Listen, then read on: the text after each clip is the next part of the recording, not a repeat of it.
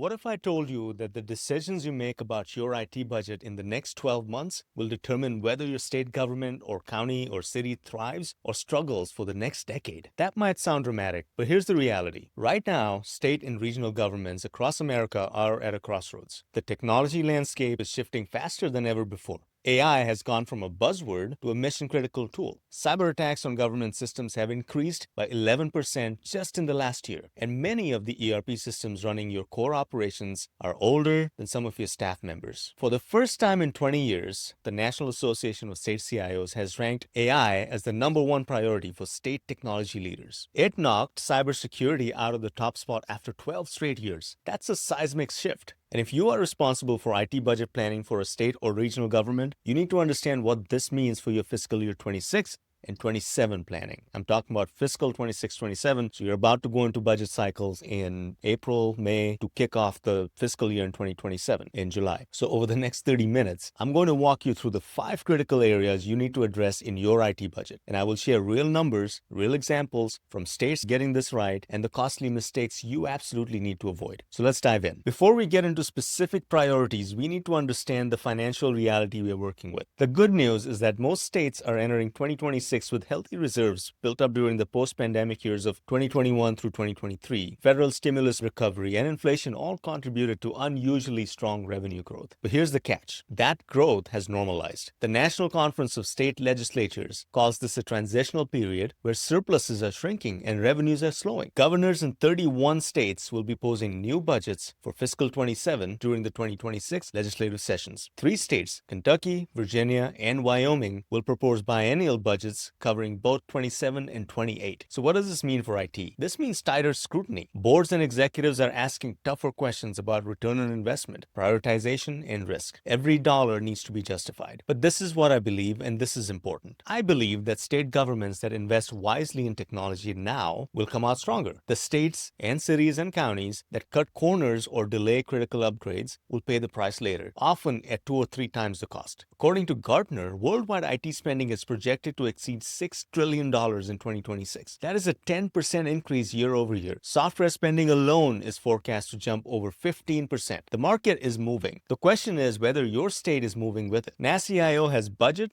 cost control, and fiscal management ranked as the #3 priority for state CIOs in 26. That tells you something. Tech leaders know they need to be smart about spending. So let us talk about where that money should go. AI is no longer optional. It is the top priority for state CIOs leading into 2026. And I want to be clear about what this means. This is not about chasing hype. This is not about implementing AI because everyone is talking about it. This is about practical applications that make government work better for citizens. Let me give you a real example. Arizona's Department of Child Safety has deployed AI tools that save caseworkers estimated 17 minutes per reporting activity. That adds up to 2,800 staff hours per year. 2,800 hours that caseworkers can now spend actually helping children and families instead of doing paperwork. Iowa estimated that tasks suitable for AI automation could free up 6.3 million hours for their roughly 19,000 state employees. 6 million hours. Think about what you could accomplish with that time. State leaders are emphasizing that AI tools are meant to assist, not replace workers. This is about amplification, not elimination. In 2026, we are going to see increased focus on what's called agentic AI, another term that's been thrown around. But this involves autonomous decision-making systems that can handle routine tasks without constant human oversight. Alaska is exploring agentic AI for its digital government portal. Indiana is looking at it for notary licensing. Virginia wants to use it to support regulatory review processes. Florida CIO Kristen Darby describes 2026 as making a shift from incremental upgrades to exponential change across state technology. Now, here's what you need to budget for. First, governance and policies. You cannot just deploy AI without guardrails. If you want to learn more about how to do this right, click on this video.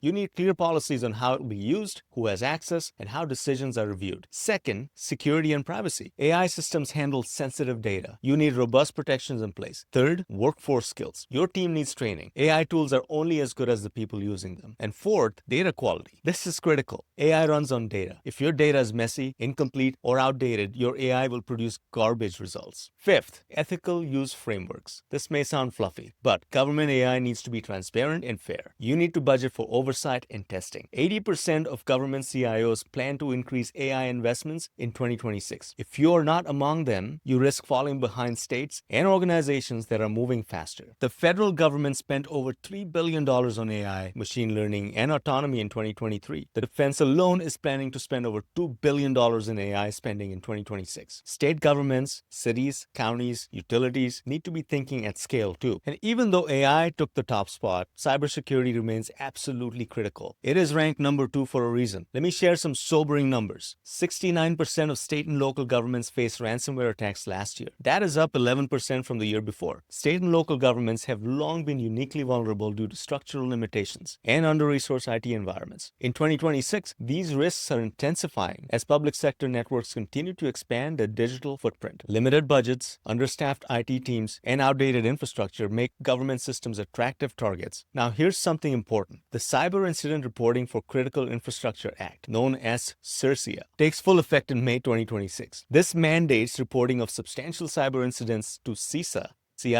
within specific timeframes. Non-compliance penalties can reach millions of dollars. Compliance requirements are evolving across the board. From encryption standards in Ohio to breach notification timelines in New York and Maryland, you are navigating a patchwork of security requirements. At the federal level, executive orders are reinforcing the urgency of implementing encryption protocols and zero trust principles across government systems. 85% of government CIOs plan to increase cybersecurity investments in 2026. Here's where the money should go. Governance frameworks. You need clear structures for who's responsible for what. Security frameworks like NIST and Zero Trust Architecture, data protection and encryption, training and awareness programs for all staff, not just IT, insider threat detection, third-party risk management. Your vendors are potential entry points for attackers, so when you buy a SaaS system, make sure they're adhering to your standards. And whole-of-state cybersecurity approaches that coordinate protection across agencies. A lot of times, especially state agencies, they operate in silos. They'll take care of themselves, but whole-of-state cybersecurity is really important. This is good news on the funding front. DHS announced over $90 million in grant funding for the fiscal 2025 state and local cybersecurity grant program. Combined with the tribal cybersecurity grant program, $1 billion is available over 4 years. But here's the catch. All applicants must resubmit their approved cybersecurity plans by Jan 30th, 2026. If you have not started that process, you need to move fast. Agencies across the board increased their cybersecurity budgets in 2025, but spending often struggles to keep pace with the sophistication of modern threats, especially AI-enhanced attacks. Meeting these challenges requires a shift towards proactive cybersecurity, supported by automation, improved visibility, and alignment with best practice frameworks. Let's talk about cloud and infrastructure modernization. A lot of government CIOs plan to increase cloud platform investments in 2026. Here's why this matters. The federal government spent over $100 billion on IT in fiscal 22. $12 billion went to cloud services. But here's the problem. More than half of that IT spending still goes to maintaining legacy systems. The GAO, Government Accountability Office, found that key legacy systems range from 8 to 51 years old. 51 years. These systems are more vulnerable to hacking and significantly more costly to maintain. The American federal technology landscape is entering a new era defined by not migration alone, but by modernization with purpose. For decades, progress meant upgrading infrastructure or shifting workloads to the cloud. Now it's about strategic transformation. So by migrating to hybrid or public cloud models, agencies can unlock 30 to 45% savings, improve service resilience, and scale more dynamically to meet citizen demand. The challenge is that limited resources and complex budget cycles make it difficult to upgrade outdated systems. The annual appropriations process means cloud migration and IT modernization will take several budget cycles. And governments are rapidly adopting a lift and shift approach, using modernization tools to migrate legacy applications to the cloud with low or no code changes. These tools improve reliability and security profiles. However, you're still working with the same old business processes. In a recent survey from the EY Center for Government Modernization, 95% of state and local leaders said they recognize the importance of investing in at least one emerging technology to modernize their agency. So what are the cloud budget priorities? First, assess your current infrastructure honestly. What is aging out? What is creating security vulnerabilities? Second, create a multi-year migration roadmap. This is not a one-year project and definitely should fit in your strategic plan. Third, budget for training. Your team needs cloud skills. Fourth, plan for hybrid environments. Most governments will run hybrid setups for years. Fifth, Fifth, watch for cloud overspending. Many organizations expanded cloud usage without proper governance and now pay for resources they do not fully utilize. The Modernizing Government Technology Act created the Technology Modernization Fund to help agencies invest in cloud services. Look into whether your state can leverage those federal resources. Digital sovereignty is also becoming a factor. 55% of government CIOs expect changes in how they engage with technology providers due to rising geopolitical tensions. 39% plan to work closer with providers based on their own region. Location is now a defining factor in procurement decisions alongside cost and scale. Now, let's talk about something that's dear to my heart, the backbone of government operations, your enterprise resource planning systems. Many state and local agencies still rely on outdated ERP systems, manual processes, or paper-based workflows. These inefficiencies slow service delivery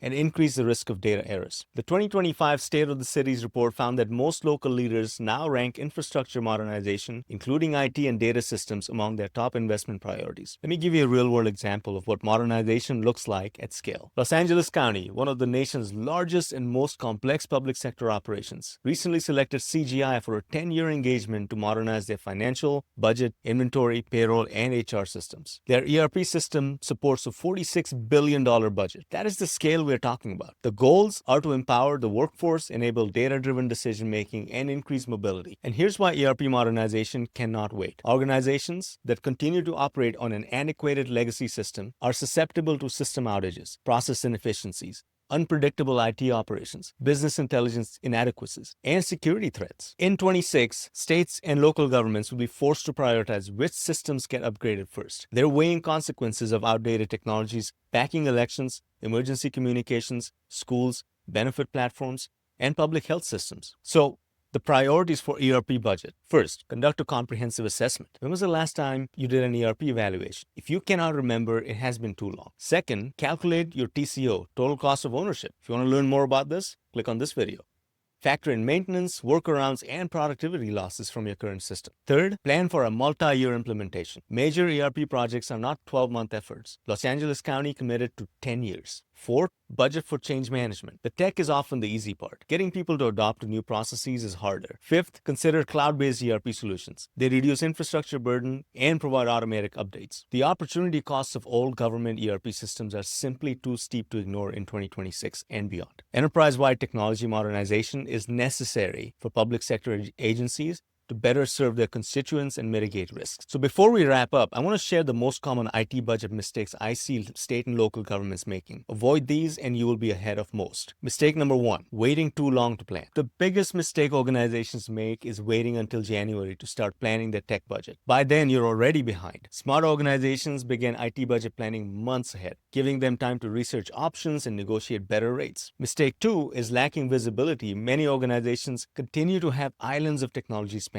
with business units or teams controlling their own pockets of cash. What that leads to is duplicate costs, overinvestment in some areas, underinvestment in others, and a lack of visibility into where all the money goes. Mistake three is inflexible budgeting. Treating the budget as a document set in stone is a recipe for failure. Governments operate in dynamic environments where conditions can change overnight. A budget that does not allow for adjustments quickly becomes obsolete. Mistake four, when the finance department creates the budget without input from other teams, it lacks buy-in and practical insights. Department heads and managers have the best understanding of their team's needs. Mistake five, underfunding critical areas. Cost cutting may seem tempting, but underfunding IT leads to vulnerabilities and downtime. Prioritizing cybersecurity, cloud infrastructure, and employee training, even when budgets are tight, is really important. Mistake six, reactive spending. Reactive technology spending results in fragmented systems, wasted budgets. Approach IT budgeting through foresight, allocating funds strategically, and planning upgrades before they become emergencies. Mistake number seven is ignoring software bloat. The biggest threat to your IT budget is not new tools. It is paying more for the tools you already own. Software vendors are aggressively embedding generative AI features into their core offerings, often at higher prices. Many organizations overpay for licenses they're not actively using. Make it a regular task to audit software usage and trim the fat. Mistake 8, no value cap. For many years, tech investments had a business case to write the check, but rarely was there a value capture exercise to showcase why that investment was good for the enterprise or the mission. Those days are over. You need closed-loop measurement to prove ROI. So let me leave you with a strategic framework for approaching your 26-27 IT budget. The best performing IT organizations share these three traits. First, strategic focus. Every dollar invested aligns with mission priorities and measurable outcomes. Create an IT strategic plan before you do anything else. Second, operational discipline. IT governance, cost optimization, and automation are built into daily operations. Third, future readiness. AI, data, and security investments are guided by agility and ethics, not hype. So here's your action plan. Step 1, audit what you have. Tools, risks, spend, and hardware. You cannot plan effectively without knowing your starting point. Step 2, align IT with business goals for 2026 and 27. Create multi-year IT roadmaps linked to measurable KPIs. Step 3, get expert input before committing to large expenses. Planning early prevents last-minute purchases, rushed decisions, and needless downtime. Step 4, build flexibility into your governance models. Support both innovation and control. Step 5, implement value realization practices. Tie initiatives to explicit objectives and track benefits across both build and run phases.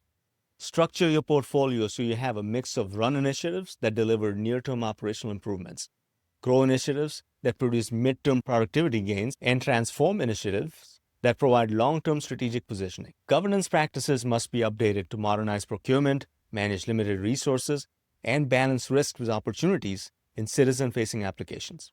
Let me bring this back to where we started. Decisions you make about your IT budget in the next 6 months will shape your IT department for the next decade. It'll shape your organization for the next decade. AI is no longer a future consideration. It is the number one priority for state and county and city CIOs right now. Cybersecurity threats are intensifying, with state and local governments facing ransomware attacks. Cybersecurity threats haven't gone anywhere, they're in fact intensifying. Cloud migration can unlock a lot of savings, but only if done strategically.